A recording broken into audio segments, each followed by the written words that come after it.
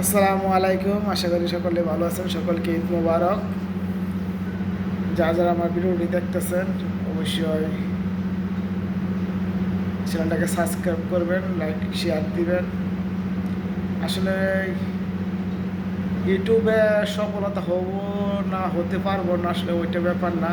ব্যাপার একটা হয় ভিডিও বানাই আমাদের কিছু কষ্টের ব্যাপারে, যারা প্রবাসে থাকি আমরা।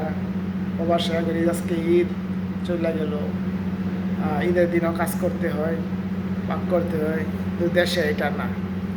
আমাদের দেশের মাঝে আমরা সকলে ঈদের 4-5 দিন আগের থেকে প্রস্তুতি নেই ঈদের জন্যে, কিন্তু ভাই এখানে তা না। প্রবাসে যারা থাকে ভাইয়েরা, আমরা আছি প্রবাসে, এখানে প্রস্তুতি নেওয়ার মতন কিছুই নাই। বুঝতে পারছেন? প্রস্তুতি নেওয়ার মতন কিছুই নাই, শুধু আমরা কাজ কাজ ছাড়া কিছু নাই। আসলে নতুন পোশাক আসা আগে কিন্তু ঈদ নাই। ঈদটা হয়েছে অন্তরে মনের সুখ, শান্তি। যারা আমরা ফ্যামিলি নিয়ে ঈদ করতে পারতাম, মা ভাই বোন নিয়ে, সন্তান স্ত্রী নিয়ে ঈদ করতে পারলে আমাদের খুব শান্তি লাগতো। কিন্তু পরিবারের কারণে, সুখের কারণে, তার সুখে থাকবো এই জন্য আমরা সকল প্রবাসী ভাইরা কষ্ট করি, পরিবার ছাইরা অনেক দূরে।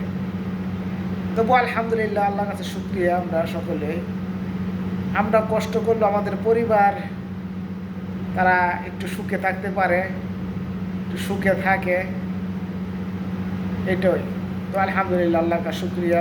সকলে চ্যানেলটাকে সাবস্ক্রাইব করেন, ভালো দেখেন ইনশাআল্লাহ।